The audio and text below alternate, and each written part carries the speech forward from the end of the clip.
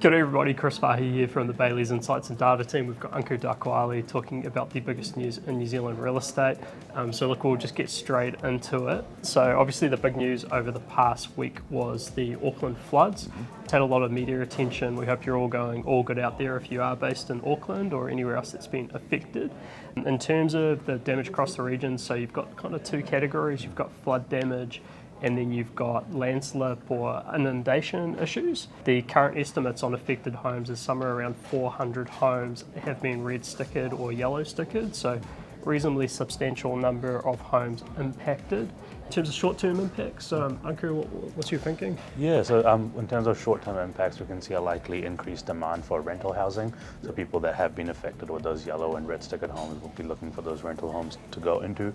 There will also be an increased demand for tradespeople. So, over the last year, we know trades were always in short demand with the housing shortage, but now we can see even more demand coming from people that want to get their houses remediated and fixed up again. Yeah, quite tricky because that market was starting to sort itself out with development slowing down, but obviously a new set of demand coming through the market. From a long-term perspective, so we expect that buyers will become more sensitive about properties that might be at risk of flooding or landslips. We've definitely seen that down in other markets like Nelson. The other aspect that we expect will come through is that if there is any sense of that sort of risk for a property, buyers will be expecting more documentation to help to assess the risk. So depending on the property, that might include things like geotechnical reporting. Next up, we have Stats New Zealand that have released the latest unemployment stats. This is at 3.4% for the December 2022 quarter, from a record low of 3.3% in the September 2022 quarter. It comes in the face of interest rate increases in 2022 that are starting to slow the economy down. We have the next RBNZ OCR monetary policy statement coming out on the 22nd of February. So it'll be interesting to see what happens there. We've got some commentators that are saying that the OCR decision will be increased by plus 50 basis points, which is down from the previous forecast of plus 75 basis points. And this is also in the face of two major banks cutting their long-term mortgage rates in the past week as well.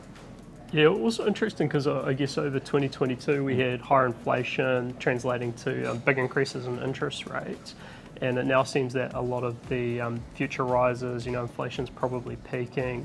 Interest rates, particularly those long-term bond rates, have been sort of bouncing around a stable level for quite a while now, and so it'll be interesting if asset prices start to stabilise, if interest rates aren't really moving that much further on a long-term basis. So next up, the central government has announced that they'll be continuing to offer cost of living support for a couple of different tax and subsidy mechanisms. First up, the excise tax cut of 25 cents will be continued until 30 June 2023, so this is around petrol prices. The other big one is that they'll be continuing to offer half-price public transport until June 2023, and they've also made that half price permanent for community service card holders and tertiary students. A bit of a shame. I would have really appreciated that when I was at uni, but that's all good. And finally, for New Zealand news, we have Christchurch City Council that have released their new council valuations as well. So the city's average home is now valued at $774,000. This is an increase of 47.3% from the 2019 valuations, when it was about $525,000. These valuations are used to split the overall rates for the city across all the properties that there are. But the overall rates for the city are not impacted by these revaluations, but specific properties might see their rates either pushed up or pushed down if the value has changed relative to other properties in the area. Next up, moving offshore, our global partner Knight Frank has released their latest Bangkok hotel market update as at the end of 2022. So big news from this is that hotel occupancy rates have lifted significantly from about 26% in January to peaking at around 70% in December 2022. So I guess that shows the change in tourism and hotel usage in terms of the pandemic starting to come off. From a supply perspective, so during the year, around 20 new hotels were introduced into the Bangkok market, bringing it up to around 79,000 hotel rooms and another 5,000 under construction. So it looks like a good injection of supply coming into the market.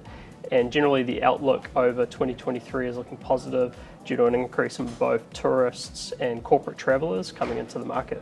And finally, we also have Knight Frank that has launched their Hong Kong monthly update as well. Now this is showing that the rentals are steady in the office market. Demand for small and medium-sized offices up. We're also seeing subdued activity in the residential space as the base rate was increased by 50 basis points to 4.75% to the rates that were seen during the GFC. Now people, because of this, are now seeing that delaying any purchase decisions that they're doing.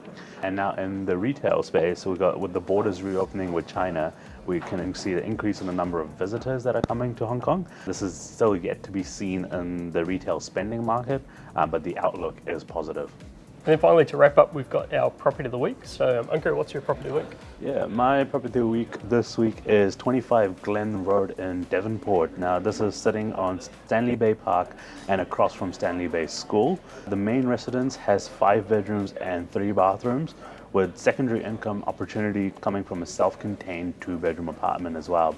So if you want to learn more about this property, please get in touch with Linda Betts from the Bayleys Devonport office. And then for my property of the week, I've got 11B Ajax Avenue in Nelson. So this is location, luxury and lifestyle. It's a 3-bedroom, 2-bathroom home sitting on 265 square metres, architecturally designed with a low maintenance garden located right in the heart of Nelson city centre.